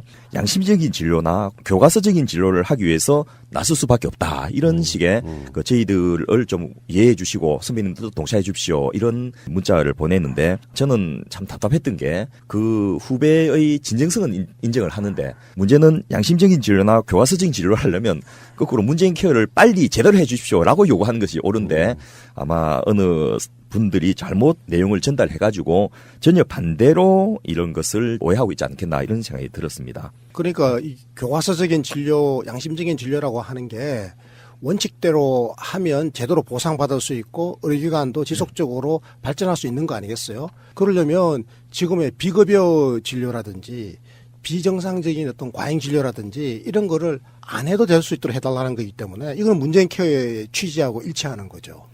저도 똑같은 취지에서 그 교과서적인 진료 또는 양심적인 진료를 할 수 있도록 제도가 구축돼야 된다는 일념으로 이런 운동을 한 20년 해왔고, 그 성과물이 지금 문재인 케어로 구체화되어 있는데, 이 전혀 반대로 이걸 오해하고 있으니까 좀 답답하기도 하고요. 특히 이번에 유국종 교수가 중증외상센터와 관련된 부분을 이야기하면서 분명하셨지만은 열심히 진료할수록 연간 한 10억 정도 손해가 나는, 이거는 분명히 수가 구조에 문제가 있는 거거든요. 또 다른 나라와 비교해도 우리나라는 세계적으로 좀 저수가인 것은 분명합니다. 그래서 그런 것을 정상화시켜주고, 특히나 뭐 산부인과나 이 흉부외과 같은 데서 특정 과목이 도저히 산부인과는 분만을 안 하고 흉부외과는 수술을 안 하는 정도로까지 의료 행태가 왜곡되고 있는 거, 이런 것들은 정상화시켜야 되는데, 그걸 정상화시키기 위해서도 문재인 케어는 굉장히 좋은 기회가 되는 겁니다. 전체적으로 아마 한 10년 정도의 시간이 지나서 약속했던 80%의 이 급여 보장률이 확보가 되면 그 안에서 소외받는 과목이나 너무 저수가인 과목이 좀 정상화되고, 또 제대로 수가가 반영 안 돼갖고 과소진료되는 부분도 이제 제대로 진료할 수 있는 이런 계기가 될 수 있는데, 이런 기회를 좀 활용할 생각을 못 하시고 이 자체를 그냥 바로 눈앞에 있는 조그만 밥그릇이 뺏긴다, 이런 정도로만 소극적으로 이해하고 있는 것이 좀 안타깝습니다. 그러니까 우리끼리 했던 방송에 나왔던 이야기도 그런 거였거든요. 예. 일단 방향성은 맞잖아요, 문재인 케어가. 예. 디테일한 부분에서는 불만이 있을 수 있지만, 그리고 의사라는 어떤 사회적 소명이랄까요, 그런 것이 없는 상태에서 지금 이런 식으로 이제 국민적 공감대도 없이 우리 밥그릇만 찾겠다, 이런 느낌으로만 가버리는 것이 문제인 거잖아요. 예. 근데 저는 이제 의료계가 우리 밥그릇만 찾겠다, 이렇게 또 하는 것만 있는 건 아니라고 생각해요. 물론 일부도 그런 부분이 있습니다. 그래서 기존에 비급여를 자꾸 양산하고, 그래서 의사로서의 의료 행태가 좀 기형적으로 가 있는 일부 병원들이 있어요. 하지만 다수의 병원이나 다수의 보통 의사들은 교과서적인 진료를 열심히 하면 그것으로 정상적으로 의업을 계속할 수 있어야 된다라고 하는 강한 신념을 갖고 있거든요. 근데 이제 그게 지금 굴절을 당했단 말이에요. 왜 굴절을 당했는가 하면, 아까 이상구 운영위원장이 잠깐 이야기했지만, 실질적으로 원가의 뭐 한 7, 80% 정도만 보전해주고, 그렇게 해서 손해보는 거는 비급여 진료를 해가지고 그걸로 손해를 메꾸라라고 하는 게 지난 30년 동안 건강보험 체계 하에서 우리나라 정부가 해왔던 행태예요. 저는요, 보수 진보를 떠나서 지난 30년 동안 이런 식으로 진행되어 온 것도 일종의 저는 적폐라고 생각해요. 그래서 문재인 케어는 30년 동안 의료계에 누적되어 있는, 그래서 지속 가능성이 이제 없어요, 지금. 앞으로 노인 인구가 늘어나고 되면 의료비가 폭증할 텐데 지금 방식으로는 유지가 안 되거든요. 그래서 이걸 근본적으로 뜯어고치려고 하는, 소위 말해서 보건의료계의 적폐를 청산하고 새로운 시스템을 구축하려고 하는 인간 중심의 새로운 의료질서를 구축한다는 측면에서 문재인 케어는 이건 적폐 청산이고 새로운 체제의 설립이다, 저는 이렇게 보는 거죠. 그래서 의사들 주장 중에서 이제 의미가 있는 것은 저수가 저급여 체계로 국민들이 이제 제대로 치료를 못 받고 있다라는 주장과 더불어서 이 수가가 저수가다 보니까 비급여 부분을 가지고 메꿔 간다라는 부분은 팩트로서 사실입니다. 그러니까 국민건강보험공단에서 발표했던 자료를 봐도 전체 진료비 중에서 급여가 차지한 부분이 이제 한 69.2%, 70% 정도 되고 비급여 항목이 한 18.8%, 한 20% 좀 못 되는데요. 이것에 대한 보상 부분은 급여는 51.5%밖에 보상이 안 되는 거예요. 그러니까 한 20%가 보장이 안 되는 거고 비급여 부분은 그 2배인 36%, 그러니까 18.8%의 2배 정도가 보상이 되니까 보상률이 급여는 마이너스고 비급여는 더블이니까 더블로 비급여를 해가지고 병원을 메꿔가는 이런 구조가 불합리하다는 지적은 저는 옳은 지적이라고 봅니다. 근데 의사들이 지금 주장하고 있는 것 중에 비급여를 급여화하면 개원이들이 망한다. 이런 주장이 있잖아요. 사실이에요? 봐봐요. 액면 그대로 아까 방금 이야기했잖아요. 이상운영위원장이 보세요. 급여 진료를 하면 손해를 보는 거예요. 근데 그걸 비급여 진료로 메꿨잖아요. 비급여 진료는 원가 보존율이 190%예요. 그러니까 그걸 하면 마진이 90%가 남는 거예요. 근데 급여는 하면 20% 손해. 그래, 건강보험에서 하라고 하는 우리 국민들에게 국민건강보험 제도가 하라고 하는 의료 행위를 하면 의사들 입장에서는 20 내지 30%로 손해 보는데 국민건강보험에서 그동안 관심을 안 가지고 의사들이 짬짬이로 만들어서 하던 비급여 진료는 하면 할수록 이거는 그 더블로 돈을 버니까 그런데 갑자기 지금 문재인 케어에서 기존의 이 비급여를 전면적으로 급여로 돌려버리겠다고 하니까 비급여에서 창출되던 수익이 이제는 없어질 것처럼 지금 느껴지잖아요. 이렇게 되면 살 수가 없다라고 하는 이야기는 논리적으로 맞는 거예요.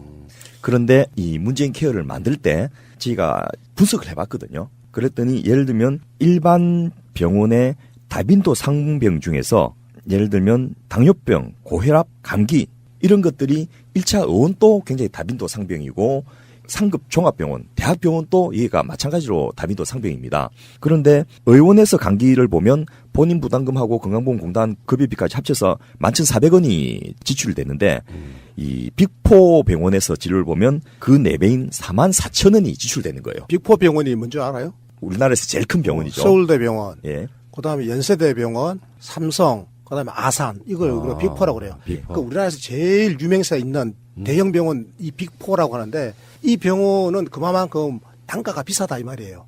그러니까 우리 국민들이 그 병원 가면 동네 의원 가는 것보다 한 4배 정도 진료비를 더 지불해야 되는 거죠, 지금. 당뇨병도 마찬가지셨어요. 의원에서 당뇨병을 보면 본인 부담금에 좀 혈당 검사비까지 포함해갖고 한 14,000원이 되는데 말씀하셨던 이 상급 종합병원은 46,000원, 빅포 병원은 56,000원 정도이니까 이것도 4배를 뛰어넘는 그런 정도 비용이 들어가니까 정부 입장에서는 1차 의원을 수가를 2배로 높여줘도 그 환자가 상급 종합병원이나 빅포 병원에 안 가게 한다면 남는 장사인 거예요. 아하. 그렇기 때문에 충분히 1차 의료를 강화하는 의원들의 수가를 높여줄 의향이 있습니다. 그러니까 우리들 식으로 쉽게 말하면 동네에 있는 의원 가는 게 종합병원 굳이 갈 필요 없는 병원도 그렇게 가서 하는 거잖아요, 보통 사람들이. 그렇죠. 그러니까 동네 의원에서 할 수 있는 건 거기서 해라 이거죠. 예. 그렇습니다. 실제로 당뇨병이나 고혈압 같은 경우 그 합병증 없는 경우 있잖아요. 근데 이 경우도 사실은 뭐 당뇨병이나 고혈압 경력이 뭐 5년, 10년, 20년 된 대부분의 사람들은 합병증이 없거든요. 이런 경우는 동네 의원에서 안정적으로 관리받는 게 충분히 가능하고 이건 다른 나라들도 다 그렇게 하고 있거든요. 그런데 우리나라 환자들은 이상하게도 자꾸 대학병원에 가서 뭘 해보려고 하는 거예요. 그러다 보니까 돈도 많이 드는 거죠. 그래서 가급적이면 우리도 이제는 이게 글로벌 스탠다드로 가자. 그게 문재인 케어에 포함되어 있는 거예요. 근데 우리 이제 잘 모르는 어떤 일반인이니까 미디어의 문제도 있다고 보거든요. 그러니까 무슨 의학 관련돼 있는 인터뷰는 다 종합병원사들이야. 대부분 그렇잖아요. 그거 잘못됐어요. 네. 앞으로요, 공중파, MBC, KBS 공중파가 앞으로 이제 적폐를 청산하고 나면 그거부터 바꿔야 돼요. 그것도 저는 방송 적폐라고 생각해요. 그러니까요. 그거 적폐입니다. 애들 이런 거죠. 재벌 대기업 물건만 계속 좋다고 홍보하면 중소기업 다 죽어버리잖아. 아, 왜 병원도 맨날 대학병원만 데리고 와? 아, 중소병원, 동네 의원 좋은 분들 많아요. 근데 실제로 의사들이라는 게 두 분은 더 잘하실 것 같은데 TV에 자주 나오고 그런 분들이 의술이 뛰어난 건 아니잖아요. 쇼맨십이 뛰어난 거죠. 더 중요한 문제가 사실은 의사들이 지금 간과하거나 있거나 알지만은 이제 공적으로 제기를 못하고 있는 부분이 바로 의료 전달 체계의 문제이거든요. 의료 전달 체계? 예. 예를 들면 1차 의료에서 봐야 될 질환의 종류와 환자의 종류, 2차와 3차에서 봐야 될 질환의 종류와 환자의 종류가 다 다른데 우리나라는 의원에서 1등, 2등, 3등의 다빈도 상병이 감기, 본태성 고혈압, 로백페인, 허리 아픈 거 이런 건데 앞서 말씀드렸던 빅4 내지 빅5 병원에서의 다빈도 상병이 1등은 암인 건 맞아요. 그거는 이제 큰 대형병에서 봐야 되는 게 맞는데 2등, 3등이 당뇨병이고 고혈압이고 5등이 감기예요. 이런 거는 소위 말해서 외래 환자를 두고서 의원하고 대학병원이 경쟁하고 입원하고 수술을 해야 될 환자를 두고서 대학병원하고 중소병원이 경쟁하는 이런 경쟁 상황에 몰려 있고 그것 때문에 또 하나의 문제가 이 의료비의 배분이 28,000개의 의원이 전체 진료비에서 가져간 부분이 20% 수준 대비해서 종합병원급 이상의 대형 병원들이 가져간 비율이 30%나 되거든요. 그 병원은 이제 몇 개 안 되는데도 이렇게 소위 말해서 의료 자원의 불균형한 배분이 마치 그 이상희 대표님 방금 말씀하셨듯이 우리나라의 경제계에서 재벌 대기업들이 경제를 모든 이득을 독점하면서 조그만 구멍 가게들부터 이 유통구조를 말살시키는 이런 구조와 똑같은 현상이 여러 개 벌어지고 있는데 그런 부분을 정상화하는 게 사실은 훨씬 더 시급한 문제입니다. 그런데 지금 대한민국 정부가 지난 30년 동안 건강보험제도, 전국민 건강보험제도를 운영해 오면서 계속 약속했던 것이 의료전달 체계 바로잡겠습니다. 모든 대통령 후보들마다 공약주에 보면 의료전달 체계 확립하겠습니다라고 다 들어가 있습니다. 그런데 어느 대통령도 이거 성공하지를 못했어요.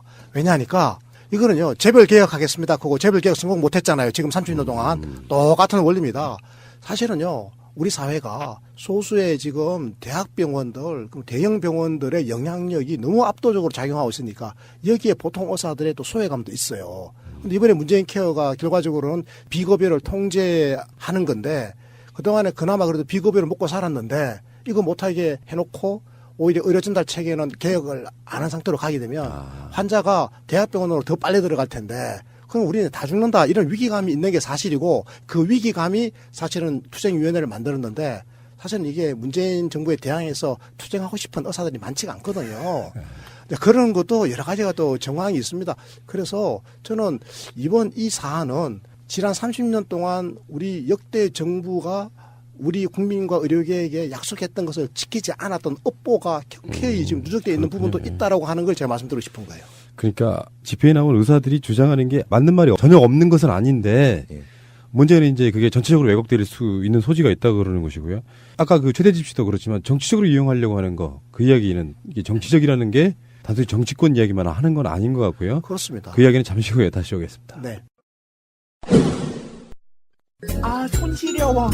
발도 시려워. 겨울바람 때문이야.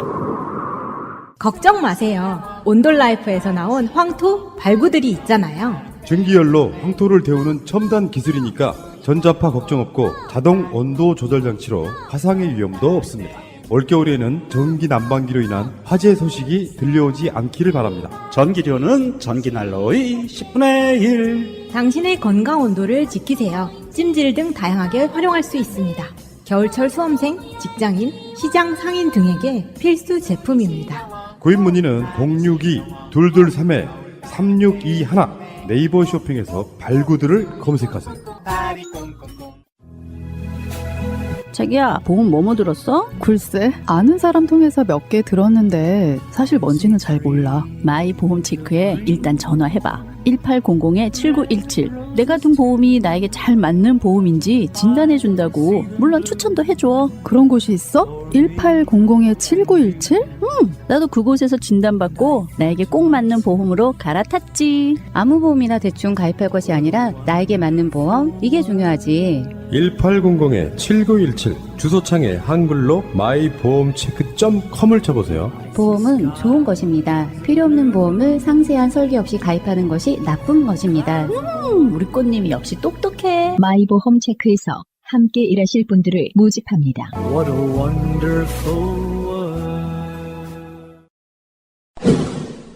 결국엔 아까 초반에 말씀하신 거랑 연관이 있지 않아요? 민간보험? 그렇습니다. 지금 문재인 케어의 최대 피해자는 사실은 연간 28조 내지 30조 원을 가져가면서도 국민들에게는 거의 한 3분의 1도 안 돌려주는 보험회사들이, 생명보험과 손해보험회사들이 가장 큰 피해를 보게 되거든요. 그런데 이분들의 광고에 보수신문들이 대부분 또 의존을 하고 있는 거예요. 그래서 당장 의사 집회에 대한 보도 상황 보더라도 한겨레나 경향신문은 좀 사회면이나 이런 데서 짧게 취급하고 있는데 조선일보, 중앙일보, 전면 탑으로 사진까지 멋지게 수만 명 모이게 나오는 그런 사진을 실어주는 거예요. 광고주들의 힘. 그렇습니다. 그게 굉장히 중요한 거예요, 사실은. 이 광고주들의 힘이라는 요소가 하나 있고 또 하나는 보험회사 직접적인 힘이에요. 특히 삼성 계열이라든지 현대 등 재벌 대기업들이 전부 다 이게 보험회사들 하나씩 다 가지고 있습니다. 현대 해상이라든지 뭐 삼성생명 뭐 각종 보험회사들 하나씩 다 가지고 있어서 그럼 왜 보험회사들이 이번 의사 집회를 띄워주느냐? 왜 이걸 더 알고 싶고 힘을 실어주고 싶으냐? 이거는 지금 이번 의사협회의 그 이번 저 행사에 주도 세력들을 내세우고 있는 것이 비급여의 전면적 급여화라고 하는 문재인 케어의 그 핵심적인 내용을 반대하는 거기 때문에 비급여를 온전시키자는 거잖아요. 근데 비급여를 온전시켜 놓으면 국민건강보험 영역 바깥에 있는 의료의 영역이 커지기 때문에 이것을 민간 의료보험하고 의료기가 손을 잡아가지고 이것을 돈벌이 영역으로 삼을 수 있고 그럼 우리 국민들은 국민건강보험이 보장 안 해주는 비급여 혜택을 보기 위해서는 민간보험에 가입해야 되거든요. 또 민간보험에 가입해 놓으면 또 의사 선생님들은 당신 민간보험에 가입했으니까 이거 비급여 합시다 하면 지돈 내는 거 아니니까 당장은 비급여를 해요. 그리고 또 보험료가 올라가면 또 보험료 또 내야 되고 이 악순환이 반복되잖아요. 이 가운데 의료계나 민간보험회사들은 돈을 번단 말이죠. 이번에 제가 의사 집회에 참석해갖고 좀 재미있었던 게요. 구호를 외치는데 구호 중에 잠깐만요. 참석이 아니고요. 관람. 관람. 예. 예, 관람을 하면서 참 재밌었던 게 구호 중에 민간보험회사 배불리는 문재인 케어 반대한다 이런 구호가 있었어요. 무슨 말이에요? 야, 참 아주 절묘하게 쓰는구나 싶은데요. 1차적으로 문재인 케어를 통해서 비급여가 급여화되면 그만큼 보험회사들 당장 돈이 안 나가도 되니까 이득이 되는 게 맞습니다. 그러네. 예, 그거는 표면적으로 맞는데 궁극적으로 문재인 케어를 제대로 풀로 해버리면 민간보험회사들이 거의 망할 정도로 흔들리게 되거든요. 가입자가 줄어드니까. 그렇죠. 왜냐하면 그 민간보험에 가입해야 될 필요도 없어지고 기존에 가입했던 민간보험을 전부 갈아타든지 그냥 환급 받으면 되거든요. 민간보험에 대한 분석을 했던 전문가들 이야기가 지금이라도 그냥 환급 받는 것이 훨씬 이득이다. 앞으로 뺏길 것들을 생각한다면 경제적으로 이자 포기하고 나중에 그 만기 환급금 포기하더라도 중간에 중도 해지하는 게 훨씬 이득이다. 이렇게 할 정도로 나오는데 그런 부분은 이제 모르시면서 당장 1차적으로 비급여를 급여하면서 보험회사들에서 지출이 줄어든 그것만 이야기하고 있고 정치권에서 이번 문재인 케어 관련된 예산을 통과시킬 때 민간보험에 대한 규제법, 민간보험을 공보험을 갈아탈 수 있게 하면서 민간보험을 탈퇴할 수 있다든지 다른 보장형 보험으로 갈아타는 이 보험법 개정안을 통과를 못 시켰습니다. 그거는 자유한국당이라든지 이런 쪽에서 목숨 걸고 반대를 하고 있거든요. 그런 상황들은 이제 모르시면서 구호를 외치는 거 보고 좀 한편에서 우습기도 하고 좀 한편에서는 체인하기도 하고 이런 느낌이 들었습니다. 우리 예청자분들이 다 공감하실 거예요. 제 이야기를 한번 해보면 다 공감하실 거라고. 제가 한 2년 전에 병원에 집중적으로 다닌 적이 시절이 있었거든요.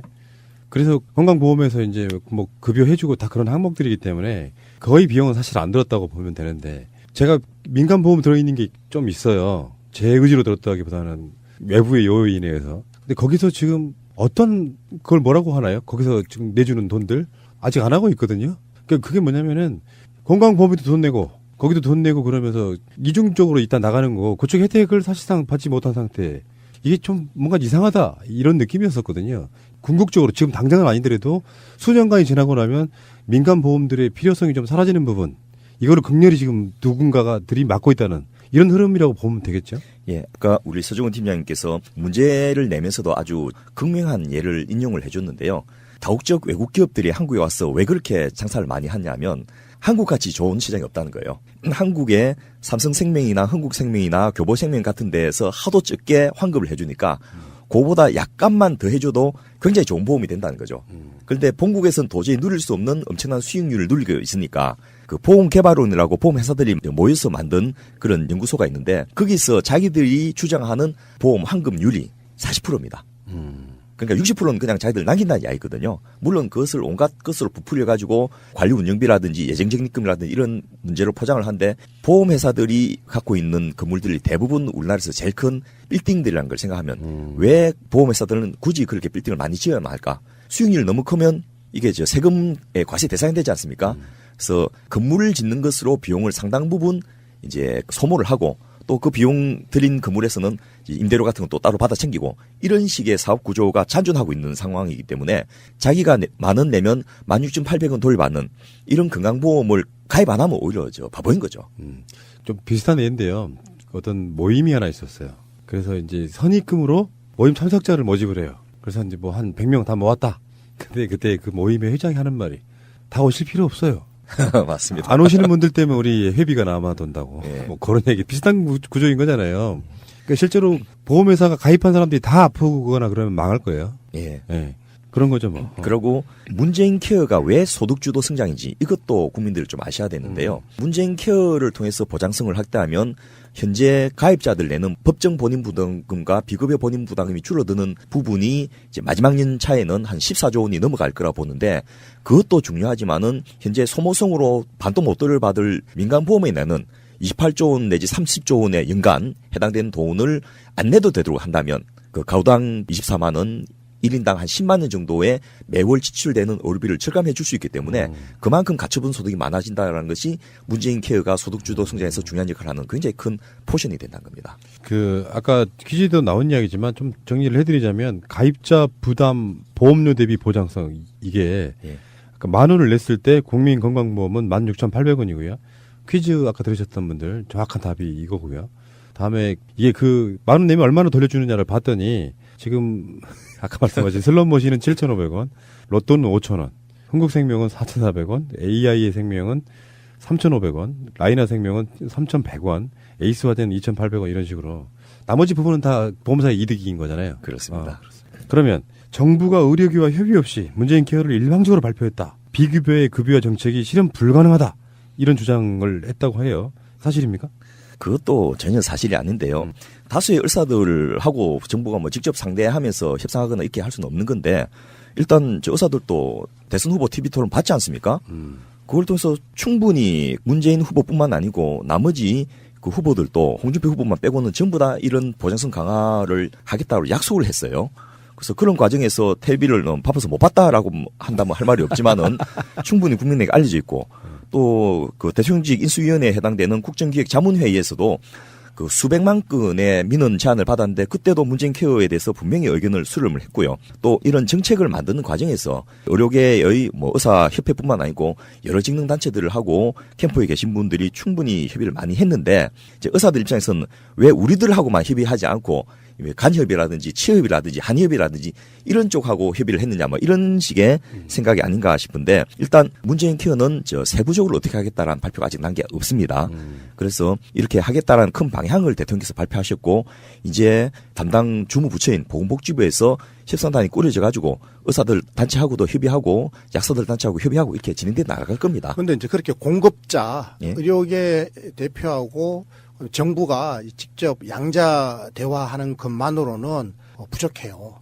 그렇게 되면 안 되고 저는 이제 국민의 이익을 대표하는 시민사회 단체, 그다음에 이제 각종 시민사회 단체 출신의 전문가들, 이게 공익 대표들과 함께 일종의 노사정 비슷하게 이게 이제 그 의료계가 공급자고 또 수요자가 있잖아요. 수요자가 국민, 물론 뭐 정부가 국민을 대표하는 것이긴 하지만 어쨌든 이제 다양한 국민의 의사가 반영될 수 있는 국민 대타협 구조 이런 거가 좀 필요하다고 생각해요.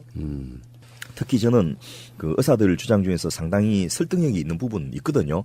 저희가 의과대학에서 배울 때 청진기를 교수님이 수업 시간 들어와서 보여주면서 이것 중에서 어느 것이 가장 중요한 부품이냐 이렇게 물어보는데 환자 몸에 대는 그 부위가 중요합니다. 떨림판 중요합니다. 또 연결되는 호수가 중요합니다. 귀에 꼽는 이어피스가 중요합니다. 뭐 이런 식의 답을 하는데 정답은 뭐냐면 이어피스와 이어피스 사이에 있는 것이라고 합니다. 뭐냐면 양쪽 귀 사이에 있는 건 의사의 머리지 않습니까? 병원에 있는 의료기계 중에서 가장 비싼 거는 당신들 머리고 당신들 경험이다. 근데 실제로 이제 수가 보조는 의사의 액티비티에 대한 수가는 굉장히 적고 그 시약이나 장비나 약제에 대한 보전이 훨씬 더 많거든요. 이런 부분을 정상화해 줘야지 사실은 이제 의료질이 높아지는데 그런 부분은 저는 충분히 설득이 가능하지 않겠나 싶습니다. 실제로 굉장히 당황스러운 게 말이죠. 외과 의사 한 명이 뭐 수술 간호사라든지 여러 직원 한 5명 데리고 수술방에서 1시간 동안 수술하잖아요. 그럼 이 단가가 한 50만 원 안짝이에요. 그런데 이게 미국이나 혹은 뭐 유럽 같은 경우에는 최소한 우리보다 3배, 어떤 경우에는 뭐 한 6배, 7배가 더 높게 돼 있어요. 그 단가 자체는. 근데 우리는 요 단가가 너무 낮죠. 그 대신에 어디서 부풀려 주느냐? 장비 같은 걸로 뭘 촬영을 하거나 장비를 이용하거나 여기에 대해서 엄청나게 부풀려 놨어요. 그리고 약값 이런 걸 부풀려 놨어요. 그러다 보니까 제약회사라든지 장비 만드는 회사는 돈을 많이 벌고 또 병원의 그 구조, 인프라스트럭처에 투자한 사람들은 또 어느 정도 돈을 벌지만 그 속에서 일을 하는 그 의사들이나 노동자들의 노동과 그 지식에 대해서는 저평가되어 있는 이 구조를 바로잡겠다라고 문재인 케어가 지금 선언을 했거든요. 그래서 엊그젠가 지금 대통령께서 말씀하셨죠. 수석 비서관 회의에서 그 이제 의료 수가 문제를 바로잡아라라고 하는 것은 이 결과적으로는 보통 의사들이 교과서적인 진료를 한다라고 했을 때 그 의사의 정상적인 노동과 그 근로 행위 있지 않습니까? 여기에 대해서 정당한 값어치를 이제 지불하는 방식으로 수가 체계를 개편하자는 뜻이 있는 거예요. 자, 그런데 가장 중요한 건 사실은 뭐 의사분들의 주장이 아주 틀린 건 아니고 일부는 맞는 게 있다 이런 말씀이신데요. 진짜 중요한 건 재정 아니에요? 예. 그래서 이게 뭐 계속 그런 식이잖아요. 자유한국당도 뭐 여러 가지 복지를 반대하면서 재정 파탄한다, 퍼퓰리즘이다 하는데 그것 아닌 것으로 알고 있는데 좀 정확하게 말씀해 주시죠. 저는 엊그제 집회하는 장면에서 보니까 이 플랜카드 들고 있는데 뭐 피켓도 들고 있잖아요. 거기 보니까 뭐 포퓰리즘이란 말이 들어 나옵니다. 저는 그거는요 굉장히 잘못된 거라고 생각해요. 이게 포퓰리즘이라는 말은 보수 야당이 정부를 비판할 때 쓰는 말이잖아요. 포퓰리즘이라고. 그런데 의료계는 그런 말을 하게 되면 이게 정치적으로 오해받을 소지가 있는 거예요. 그리고 실제적으로 포퓰리즘이라고 하는 것은 이 정치적으로 정쟁에서 사용하는 용어잖아요. 아니면 물론 일부 학계에서도 쓸 수 있습니다만 저는 이거는 바람직하지가 못하다는 생각을 기본적으로 했고 또 논리적으로 따져보더라도 문재인 케어는 포퓰리즘이 아니죠. 그죠? 그럼 우리 이상 운동이 일단 그 의사들 주장 중에서 3,800개의 비급여 항목을 급여 항목으로 전하는 것 자체가 불가능하다고 하는데 이미 OECD 국가 대부분이 이걸 다 급여로 해가지고 국가가 보장을 하고 있습니다. 그래서 불가능하다는 근거는 전혀 사실이 아니고요. 두 번째로 이제 본인 부담금 수준이 낮으면 의료 이용량이 엄청나게 늘어날 것이다라고 하는데 이미 우리나라는 외래 이용량 같은 경우에 OECD 평균 2배입니다. 그래서 사실은 더 늘어날 것도 별로 없어요. 그런데 이제 뭐 예를 들면 상급 병실료를 낮춰가지고 누구나 비용 부담 없이 입원하게 하면 동네 병원에는 안 가고 전부 대학병원에 다 입원할 것이다 이렇게 이야기하는데 그것을 그냥 무조건 1인실, 2인실을 다 급여를 해준 게 아니고 기본 병실이 지금은 6인실인데 이것을 4인실로 만들고 전체 병상 중에서 상당 부분을 이제 기본 병실인 4인실로 확충하게 해가지고 기본 병실에 입원하더라도 생활이 불편하지 않도록 해주는 게 기본이고 두 번째로 그 질환에 따라서 격리병실이라든지 이런 것이 있어야 되는 분도 있겠지만은 의학적인 필요성이 없는 분이 상급병실을 있겠다 하면 그거는 본인 부담을 더 내게 하는 그런 제도들을 앞으로 유지할 거기 때문에 그 역시 이제 전혀 근거가 없는 내용이고요. 그리고 근본적으로 건강보험 재정 파탄은 의사들 걱정할 내용은 아니거든요. 그거는 국가와 정치권에서 걱정해야 될 내용이고 예를 들면 21조 원의 건강보험 재정 흑자 누적적립금이 사라질 것을 걱정하는 그걸 보고서 제가 참 난감했는데요. 그거는 자기들이 가져가야 될 돈을 정부가 안 주고 쌓아놨던 거거든요. 그러니까 그거를 빨리 쓰라고 요구해야지 이게 정상적인 의사의 주장인데 그것이 사라질까봐 걱정이다. 이런 거는 정말 말이 안 되는 거죠. 그거 사라지면 수가 안 올려줄 수가 있죠. 예. 사실은 그래서 그래요. 그래서 지금 의료계에서는 걱정이 지금 태산 같아요. 이 정부가 그동안에 맨날 이제 거짓말 했다라고 하는 그런 피해의식 비슷한 게 있어요. 그래서 이제 그런 것도 우리가 감안해서 여러 정황을 다 이제 고려해가지고 우리의 미래를 함께 논의해봐야 되겠다. 이번에 특히 그런 의사들의 걱정을 확신시켜 준 게 바로 국회 예산심의였습니다. 바로 그거죠. 예. 지금요 2,200억 원을 깎아버렸습니다. 국고 지원을 하기로 예정돼 있던 금액을 정부가 올리는데 문재인 케어를 발표하면서 그러면 문재인 케어에서 돈 어디서 조달할 겁니까 하니까 첫 번째로 기존에 하던 국고 지원액이 연간 한 7조 원 되는데 매년 1조 5천억 원씩 더 덧붙여 드릴게요. 이렇게 말씀하셨는데 대통령께서 직접 그렇게 해가지고 최소한의 걸 이번에 제출해놨는데 국회에서 야당이 2,200억 원 깎아버렸어요. 그거를 어이없이. 그러니까 이제 의사협회에서 그러는 거지. 그거 봐라. 약속 안 지키지 않냐냐 벌써. 여기서 쇼앤 침대에서 만든 수디부를 드리는 퀴즈 나갑니다. 야당이 삭감한 건강보험 국고 지원액은 약 얼마일까요? 정답은 2,200억 원입니다. 새날 팟빵 게시판에 이메일 주소만 올려주세요.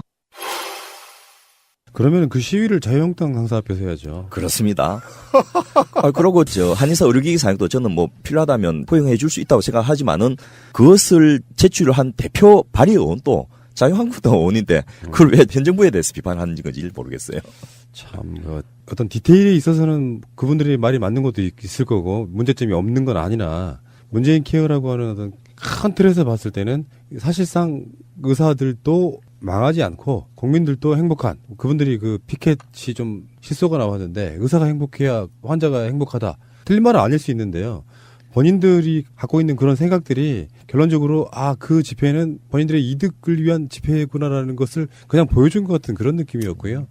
이게 최근에 건설 노동자분들 그 시위하는 거나 이런 식의 사회적인 약자들의 이야기도 또 사실 아니잖아요, 이거는. 우리나라에서 아직도 꼬맹이들한테 너 나중에 커서 뭐 될래 그러면 판검사 아니면 의사 아닙니까?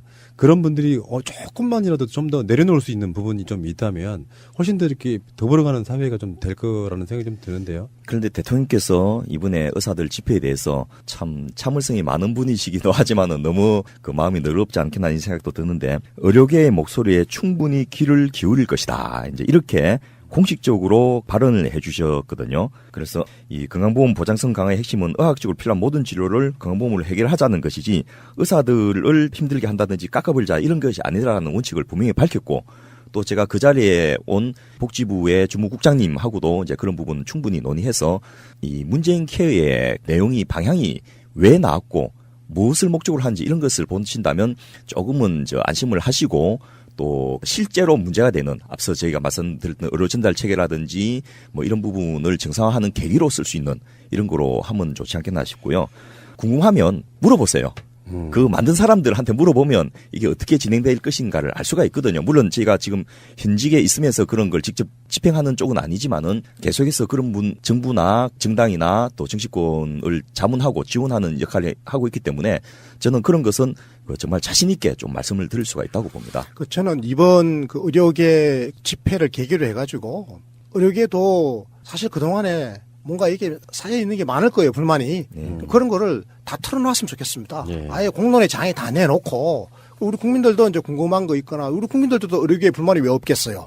그런 거 있으면 의구심이 있으면 다 털어내놓고 그래가지고 이걸 계기로 해가지고 의료계의 일종의 적폐가 있었으면 그거 청산하자고요. 그러니까 의료계가 스스로 문제를 해결하지 못하고 사실은 비겁의 영역을 중심으로 해가지고 민간 의료보험 회사하고 짬짬이를 해가지고 국민들은 건강보험에다가 가구당 평균 10만 원씩 내고 그리고 민간 의료보험에다가 가구당 평균 30만 원씩이나 내는 배보다 배꼽이 3배나 크는 이런 지금 삶을 살고 있잖아요. 그래서 이런 과정을 전면적으로 우리가 이제 뜯어고칠 수 있는 그런 하나의 계기를 마련하자라고 하는 게 저는 문재인 케어의 굉장히 중요한 의미다 이렇게 보는 겁니다.